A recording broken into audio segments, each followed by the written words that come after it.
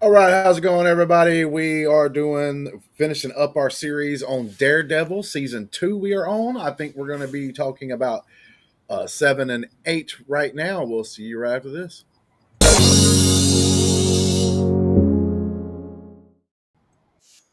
All right, guys. So we got 7 and 8, episode 7 and 8, and we're trying to get through. Might be late on our first reaction to on that one, trying to get this stuff done because we're also going to try to do Defenders in between season 2 and season 3, if I'm not mistaken, because there's some stuff that happens there. But here we go, man. We got Daredevil, episode 7, called Semper Fidelis. I guess that may be some kind of French term. But it opens up in the courtroom. We got them trying to do jury selection and everything else and all that good stuff. But yeah, there's just a lot of things going on with the Punisher being in court and that kind of situation. I will say that going in to this, I was pretty excited about the courtroom stuff, but I'm not gonna lie. Uh, these episodes, although good, and I'm still probably gonna rate them pretty good. I was disappointed with the fact that like I didn't get more of the courtroom stuff. There was a couple of courtroom scenes, a couple of things that happened, and it was kind of cool the stuff that they did like show. But I was hoping that like we got 1 or 2 episodes like heavy on this courtroom drama that's going on, but we kept cutting away to other things and stuff like that was going on. I get that you're trying to tell the rest of the story, but I would have liked a more courtroom centric. But what do y'all guys think about that part of it, bro? Well, first, Semper Fidelis is Latin, not Oh, French. Latin. It Okay. means it means always faithful. It's the Marine Corps motto.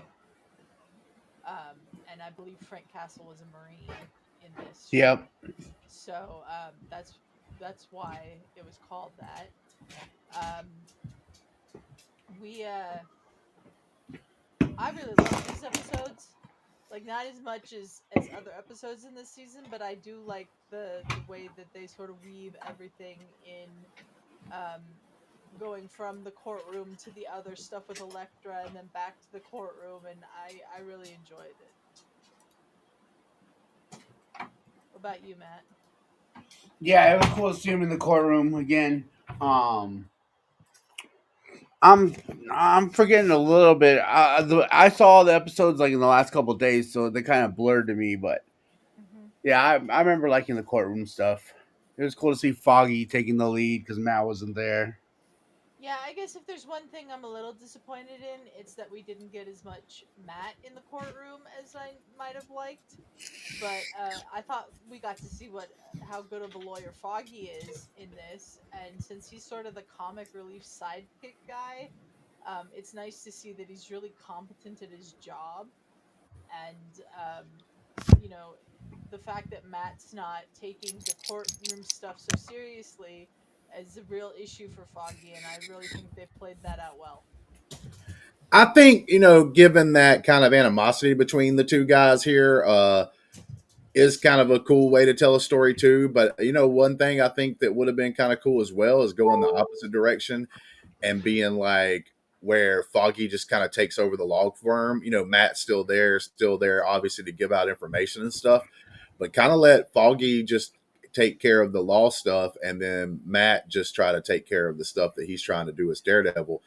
I actually think that could be like a pretty good team, like kind of like situation there, because Hmm. like as we go on into the season, because obviously we had to do this one a little late, so we've actually watched all the way up till season or till episode 10.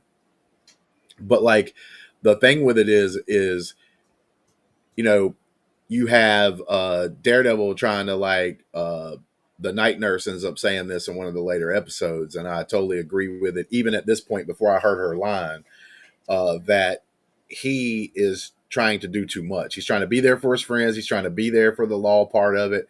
Then he's also trying to save the city doing the Daredevil stuff. And you can't do all that stuff. So, and eventually, because I haven't seen anything past where we're at, like eventually, maybe Foggy does take more control over the law stuff and he's doing all that while Daredevil's daredeviling and all that kind of stuff right there.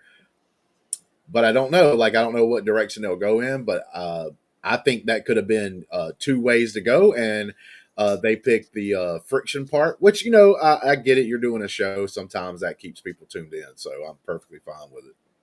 Well, I understand the friction part at the same time because Foggy doesn't understand what Matt is doing this vigilante stuff for. They went to school to be lawyers. They came through school together. They made these, promises that they were going to uphold the law and do what was right by the law. And here's Matt out there being a vigilante and not necessarily observing the law the way that it is supposed to be. So I understand why Foggy is upset with him, and not telling him about a lot of the stuff that he was doing didn't help that. And the courtroom stuff with the biggest case they've ever had, and Matt not showing up for things, I totally get why Foggy's pissed at him by the end of episode 7 or episode 8, whichever one it is. I totally get that. No, yeah, I no, I get like the strife that they have. Like that totally Yeah. makes sense in the direction they went.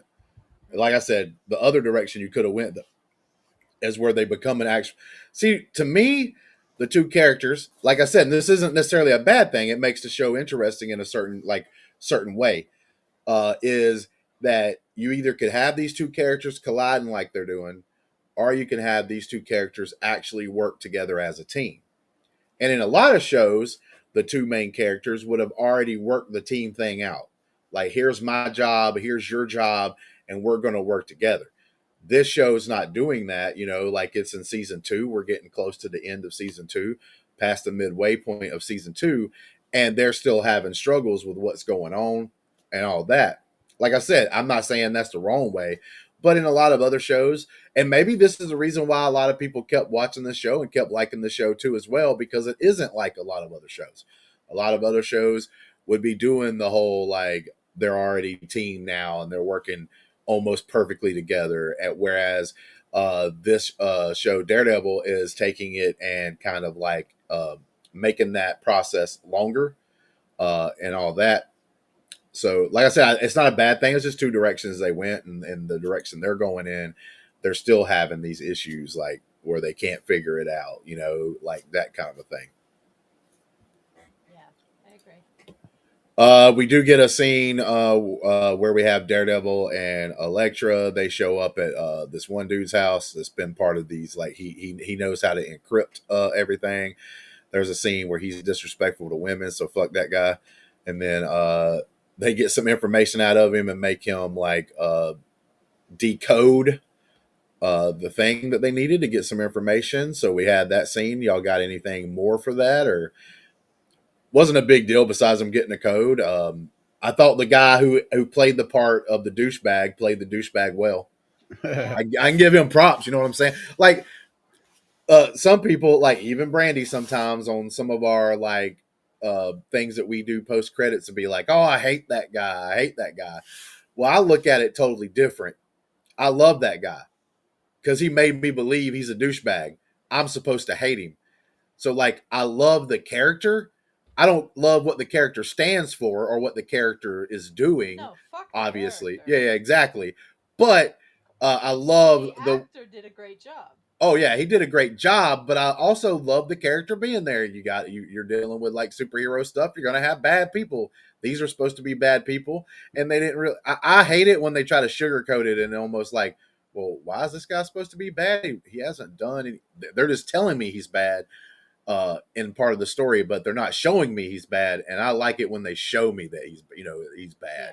You know, I like it when you get those like cringe moments or whatever, because that's what makes you go, oh shit, like, you know what, I hope this guy gets his ass, you know what I'm saying, like you start being able Yeah. to cheer for that and everything, because they truly are bad. You're not just being told they're bad, you're actually getting to see it. And so like I love those kind of characters, but I don't like what the character does, obviously. Yeah.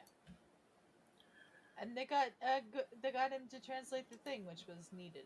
So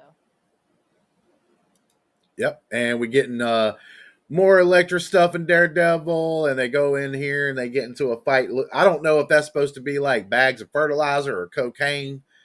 or whatever because they're shooting it up and it's like white stuff flowing through the air when they're hitting some of the bags. I'm gonna guess maybe this is a way for them to do some kind of drug trade.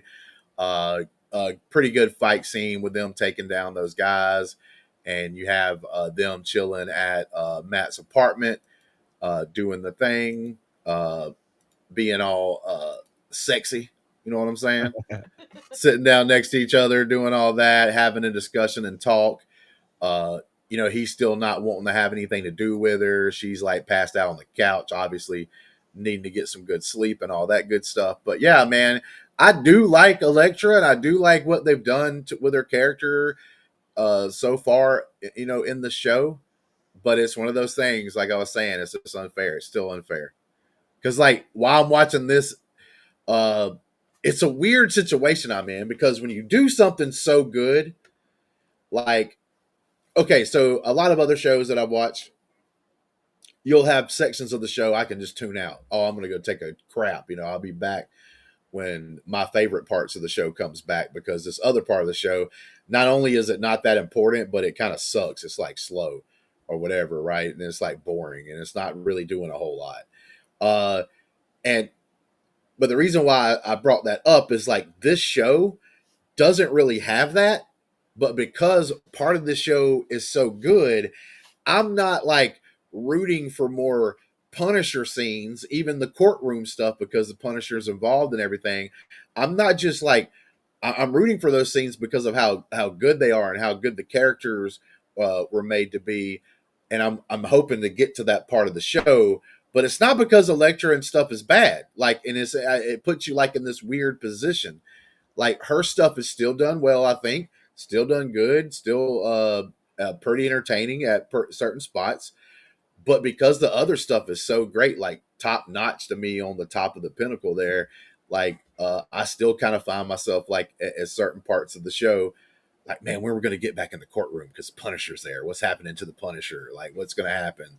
Like, so I'm wanting to get to that quicker. And I kind of hate myself for like feeling that way because, like I said, I don't think there's anything bad. Like, if I wouldn't have had the Punisher in this show and she would have been the first character, I would have been down for whatever they're doing. Yeah, I understand that. I think they wrote the Punisher stuff so well, and it's so well acted, and Bernthal is perfect, and all of that, that it's hard not to want more of that. Even though the stuff with Elektra, I think, is also very well written and very interesting, and it's just not as compelling necessarily as the Punisher stuff is. Yeah, I totally agree, Matt. You got anything on that? Like, how you feel about that? Yeah, no, I'm just surprised at how much he cares for Elektra after all this time and stuff. Yeah, Yeah, that's something. I mean, because like that we can get into. I think that runs into the next episode as well. Is like I did find it shocking that with how much we've had these moments with Karen recently, like how fast he just like kind of fell back into like I want you to be here and us to be together, and it's kind of like, bro, that kind of cheapens Karen a little bit because like basically at that point to me it makes it feel like the only reason why you even discussing or even considering being with Karen is because you couldn't be with Elektra, right? It's like yeah, Yeah. you kind of you can't be with Elektra, so your Karen becomes like second best. So that's one of those things to look at, and yeah, I don't know how much I like that. I like I don't necessarily think it's a problem like in another kind of show and in another with the way it's been done or whatnot. I might would be like, oh, that's a bad writing thing because like how does he just fall for her again so quickly? But like I've seen that in real life, so I can't like put that on bad writing. Like that could be like a flaw of Daredevil and stuff like that. And come to find out in a couple of episodes, like as we go down the road, you know, him and Karen's not really a thing anymore. And it's like even other things that are getting involved, not just Elektra. It's like her thoughts on like the Punisher, for instance, kind of drives Hmm. a wedge in between them and everything else. So yeah, I don't want to say it's a writing flaw because yeah, he falls for her really quick, but I've seen people do that, like I said, in real life. they'll be so called, oh, I'm over my ex, and they're like, got this person, and like you're the outsider looking in at the new couple, and you're like, man, it seems like they love each other and are getting along really good. And then that ex comes back, the one that you know has done some shitty stuff, and they're all of a sudden like, you go to the next party and they happen to be with them now again. And you're like, whoa, what happened to home dude that was like a real cool guy that was treating you right and stuff like that? And you're just like, what the hell? I've seen it. So like I can kind of understand where this is coming from. So I don't think this is like a writing mishap. I think this is like the writers kind of looking at a real life situation that you could have. And she's kind of like, not that she's like she's bad for him because of how far she's willing to go, and he's never going to want to go that far. Yeah. So that's what makes the it like not, I don't even want to say toxic to a certain point, because they don't really treat each other like super bad. They obviously both actually love and care for each other, but it's like, nah, you're willing to go this route. I'm never going to be able to follow you down that road, so we can't be together kind of situation. So Yeah, I agree. totally agree. And then we do get so like this is episode 7, and Karen and Matt still kind of together, but this is where they had the discussion I was just talking about, and they end up having like what she thinks about the Punisher. And it kind of got weird because she's like almost defending Punisher because she does technically know more information than Matt does on the whole thing. So like she is learning more things about the Punisher and stuff. So it makes sense. Look, I ain't gonna lie to you. I agree with the Punisher. Like we've said this a couple of times talking about it because it's kind of a good discussion to have. But I agree with the Punisher, especially in a fictional world. Hmm. I would agree with the Punisher in a real world if the person that was doing it could be that almost perfect. And the problem that we discuss is like, well, in a real life situation, people are going to make mistakes, and innocent people would get hurt sometimes because people aren't perfect. In a fictional setting, you can make them that way. You write them that way. They do what you do, right? Whatever the writer says happens kind of situation. So yeah. So I definitely feel where Karen's coming from. I understand it a whole lot, especially when you're having bad things keep happening to people, and you're just like, man, nah, these people need to be taken out. Yeah. Absolutely.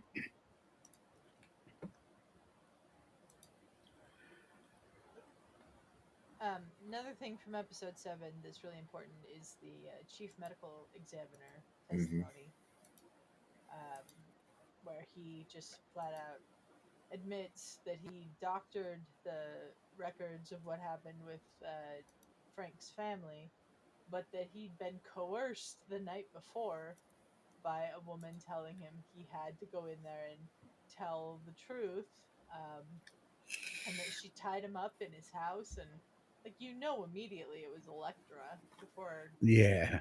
Listen, exactly how you described it is one of the reasons why it's a damn shame Ferris couldn't be here with us, because I would have been able to make a bunch of jokes about how much Ferris would want to have been tied up by Electra, and getting some information dug out of him. Why? So, but he's not here, for God's sakes. I still Yes. ended up trying to make a reason to make the joke, but Yeah.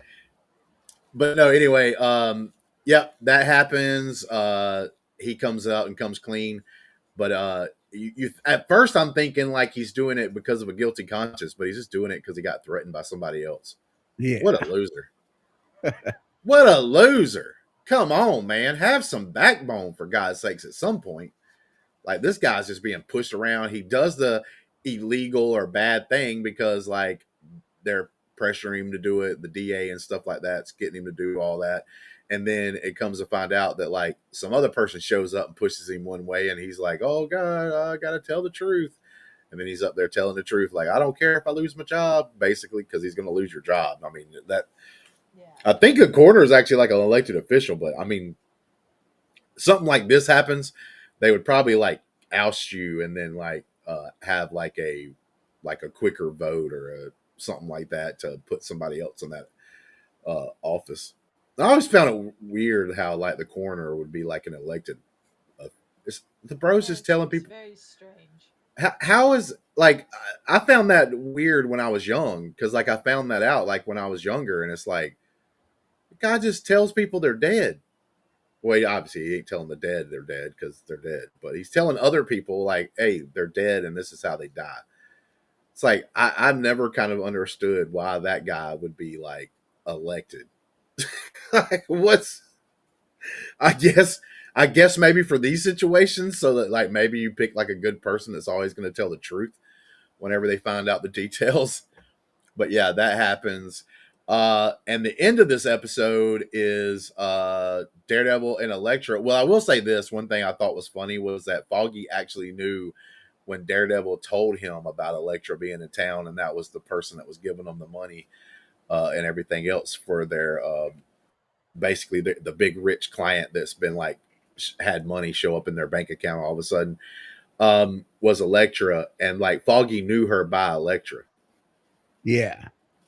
not like an actual just regular name. He just knew her by Elektra. I thought that was kind of funny. Well, Daredevil and Elektra show up at a warehouse and beat up on some ninjas and get up in there and find out that there's a big ass hole, Yeah. big ass dugout mining hole underneath the warehouse. So that's where the episode ends, and then we go into episode 8. But yeah, man, do y'all have any like last topics there for episode 7? No, I don't think so. Yeah, no, it was a good episode. No, I mean, look, every episode that we'll be watching is like so we can go ahead and do it now. We'll break it down as we go to from one episode to the other. But like episode 7, uh, not like my favorite, and it might even be like one of my weaker scores because like I think on average I give like 7 or above.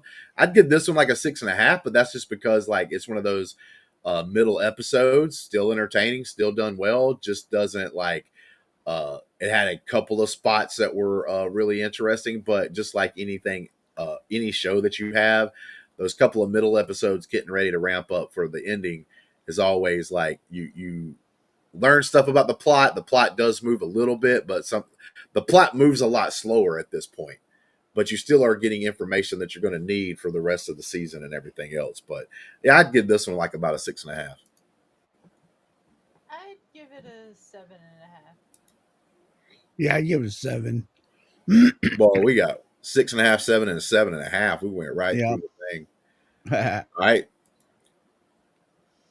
Well, then we come into episode 8. There's a ninja fight, which I'm kind of digging. And Stick shows up. He does his little thing too. He like shows up out of nowhere. They're getting away in an old timey car, which I find kind of hilarious. And like almost a modern day New York City, we got this old timey car. But during the fight, Elektra gets hit with a sword. Pretty much Daredevil's fault because she's about to take one out, and then like he yells her name because he doesn't want anybody to die because he's still stuck on that rule. And like she gets hit by the sword and it's got some kind of poison on it. Yeah.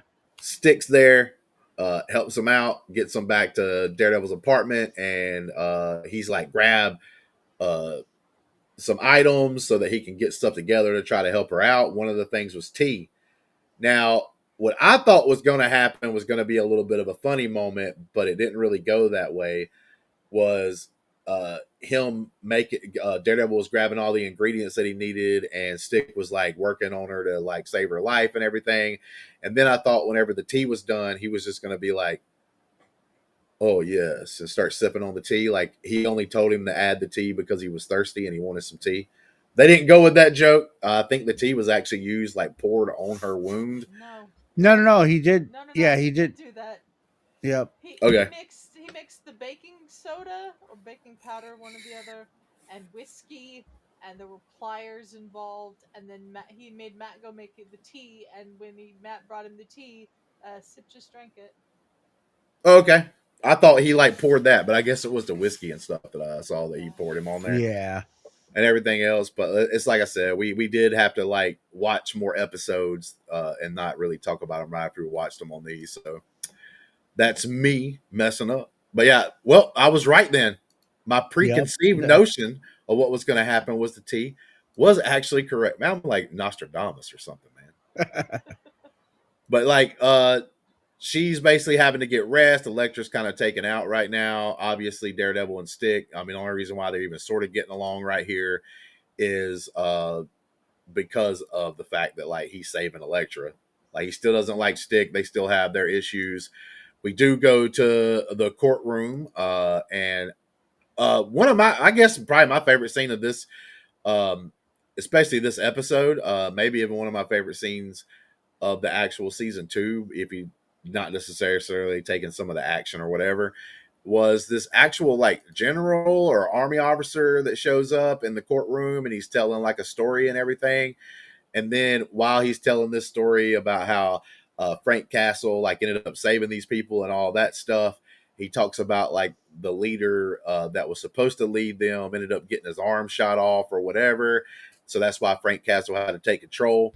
And then the one, the DA, I think it is, like comes in and goes uh, like that's a great story you told, but like how would you know all this stuff like without being there? And he's like, I'm the person that the arm got shot off. Like, Yeah, I'm yeah, the that was Foggy yeah asking him. yeah, but he's like I'm the stupid leader. He's like Yeah, I'm the dumbass that like got us stuck in this situation. I thought that was like really cool. I thought that was a really cool, well acted. I can't remember the guy's name, but Clancy Clancy. Brown. Clancy Brown, man, that guy is the quintessential character actor.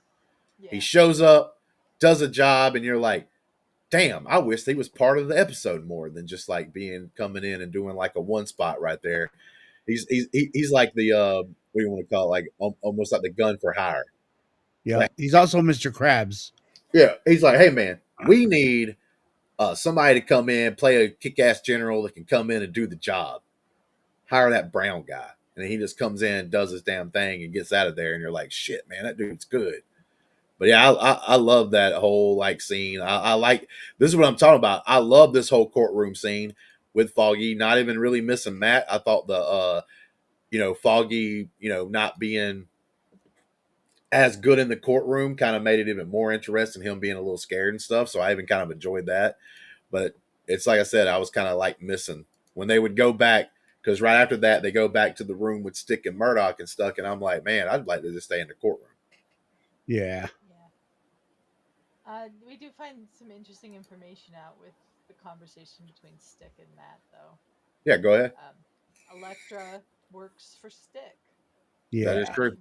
When they first met in that flashback scene we saw in episode whatever it was, 5, I think, um, that had been a mission that Elektra was on to recruit Matt on behalf of Stick. She just eventually tells him that she fell in love with him. And there's the war that they are fighting as the Chaste versus the Hand, who are the ninjas. And yeah, it's the start of a storyline that'll continue for a bit here in this little Netflix universe as it was then. Um, but that it's interesting to say the least. All right. Well, then we go back to the court. There's another interesting scene where we have the doctor on the stand, basically explaining like how Frank Castle can like probably feel certain things, what kind of mindset he's in, doing all that stuff. So like, yeah, like I said, I'm digging everything. Now I will say something about this part of the courtroom scene that I thought was bullcrap. Was like they obviously filmed this part of the courtroom scene at night because like it's like almost dark in the courtroom during this time, coming through the windows and stuff. And I'm thinking to myself, like, it almost drug me out. So I'm thinking to myself, I ain't never seen no government workers, no judge or nothing work past 5 o'clock. Get over here, bro.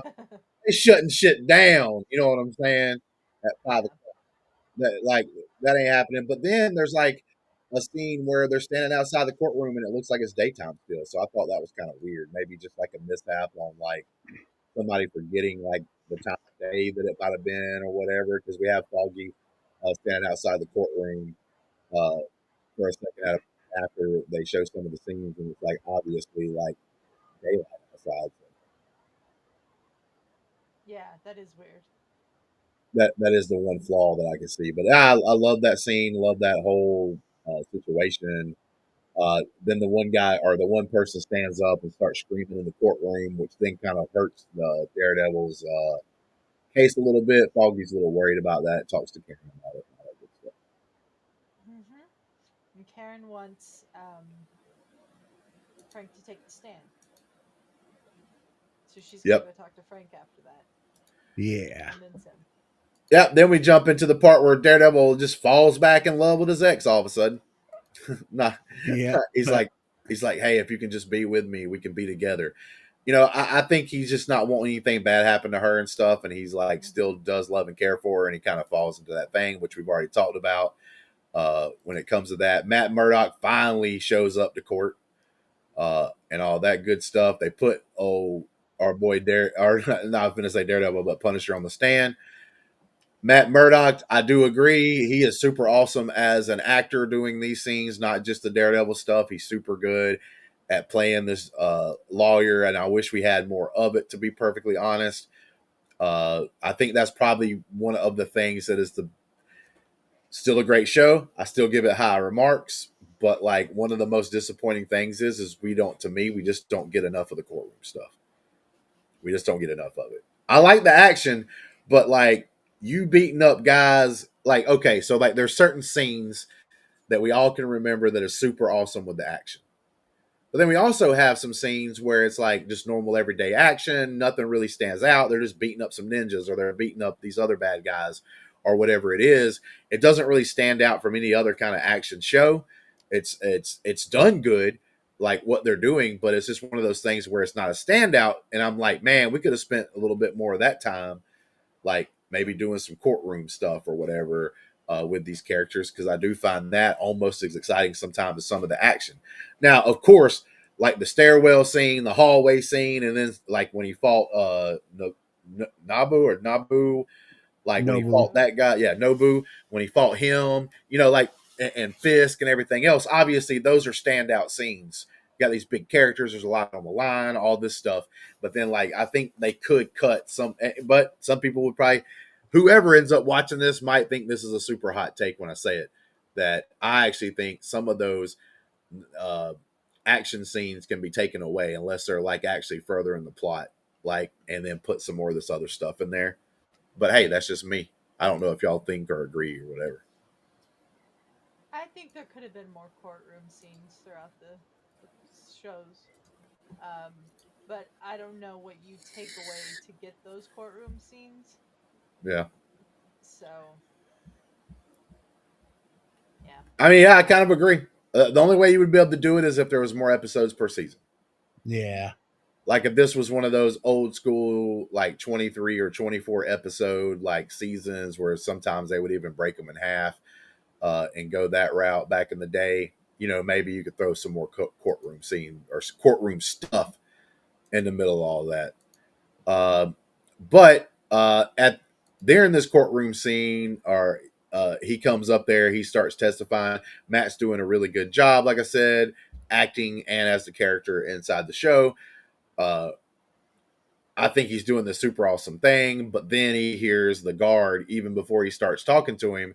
He hears the guard that helps him get up on the stand talking about Punisher say like, you know what you're supposed to do, kind of thing. Whispers into his ear. Of course, Matt Murdock, supersonic hearing, can hear it, and so he goes and takes this different strategy, which I think would have worked. I think it was damn good, but obviously Frank Castle says, "Hell no, I'm Yep. going to jail because I got something planned out. Screw you guys. I kill all these MFers and I do it again." I'm gonna be honest with you. If I was a jury member, I'd be like, "Hell yeah!" You know, if my city was that bad, as bad as it was, there's sometimes you gotta like sometimes you're just gonna have to, man, you gotta have the people that's there to take out the trash. You know what I'm saying? Like it's a bad, like, listen, you're talking about a city who's been bombed recently. You had the fist stuff, all that crap going on everywhere. Now you got ninjas jumping around out of nowhere. Got a big hole in a warehouse somewhere that we don't even know what's happening there. We got all these different gangs, all this. I'm like, bro, I this is the line I'm gonna draw is like it's so bad we gotta have something that every other day I might not agree with 100%, but right now we just gonna have to deal with that and let Frank Castle do his thing. So if I was in the jury, I'd probably be like, hell yeah, we let his ass go. But anyway, he gets drugged to prison pretty much there. That kind of ruins their court case because this is an outburst and everything. Because technically, they're going to throw his ass in jail Yeah. because he's admitting I ain't crazy. I'd do Yep. it again. Let me out. Yeah, So you can't stop me. You can't stop me. I did it. I liked it. I'd do it again. Like, yeah, that he purposefully wrecked his own defense. yeah, but I'm gonna be honest with you. I don't think he was lying. Like he would I do don't it think he's again. lying either. Yeah, No, he I would don't do think it he's again, and he lying at did all. enjoy it. Yeah. I mean, yeah, it's one of those things. It's like here goes the thing. I think the perfect balance is like Punisher and Daredevil comes together, merges as one, and you have the person that doesn't automatically kill, right? Maybe tries to do it the right way, but you also have that person that he walks in on some dude killing a grandma. He just like, screw it on this one. Bam. Like, you know what I'm saying? Like, I know he's guilty. I saw him do it. Take his ass out. I think that's like Yeah. the perfect meshing of these two characters. And I actually think it's like, I wouldn't have ever thought about it until watching the show, but I think it's actually a perfect pairing them two because you have these like totally opposite views. And if they were together and they kind of work together as one, like it would almost be the perfect mesh of like, hey, when things got to hit the fan, it hits the fan. Otherwise, I try to do this in a more civil way. You know what I'm saying? Being able to make those judgments on the fly and everything. Like, you know what I'm saying? Don't just kill a purse snatcher. But if you see somebody doing something like very, very bad, like, one of the horrible, terrible crimes, hey, just let it loose, let them out. But we do have some ninjas that come into Matt Murdock's place. He almost gets taken out because he had already kicked Stick's ass out or whatever. And then like Elektra comes in and like just slices that dude's throat. Says Yeah. hell with it. Before And that, though, we had Karen and Foggy blaming Matt for losing her trial, yeah, that is which true. is important. Glad you remembered that part right there. And we had but yeah, we had Elektra come in and do that. And then obviously he's like Matt Murdock says, oh shit, what did I do? Matt's horrified. Yeah, he's like, Yeah, because it was just a kid. yeah, it's like crap, man. What did I do? Why did I say I was gonna be with her again? Not even a show. Didn't even last the whole entire show. It's already ruined. But we do get Frank Castle. He goes to jail. Mm-hmm. And he gets asked to go talk to somebody. Who was that somebody? Wilson Fisk. Wilson Fisk says, I got some news for you. All right, guys. Well, we'll go ahead. We'll do our, that is episode 8 and 7. Our thoughts, some of the things that we critiqued about them and everything else. Let us know down in the comments below, what you guys thought and all that good stuff. Like, do you think there should be more of the law stuff and less of the fighting maybe or whatever? Do you agree with me on that? Or are you just like, man, you stupid? I kind of get your point. I mean, some of the fighting's really cool. So I don't want to take out the really cool fighting. But it's like, after you fight ninjas like 5 times, come on, bro. Give me another 5-10 minutes in the room setting. I used to like courtroom dramas back in the day, if you can't tell. But with that being said, I give this episode probably like around the same 6.5, 7. Not super great, but not bad at all. Period. It's not like the best episode, obviously, in this season as a whole, is what we've seen. Like 3 and 4 were just so damn badass. I don't know if they're going to be able to outdo it. I will say though, in the next episode, look, it's kind of good. It's kind of good. But guys, what did y'all think actually of episode 8? And any last thoughts? I gave it a 7.5 again. All right, It's like 7. Yeah, I 7.5. give this one a 7.5 again. I like seeing Frank tank the case because he was just like, no, he told him he wouldn't do an insanity plea, and they found like a loophole around it, and he didn't like it. Yep, totally agree. Good stuff, man. Daredevil is super awesome. Please continue on the journey with us as we go here to catch up for the new season that will be coming out on Disney Plus that we'll be covering as it happens. as it goes live. And just thank you guys. We'll be also covering the Defender series, like I talked about at the beginning of the episode.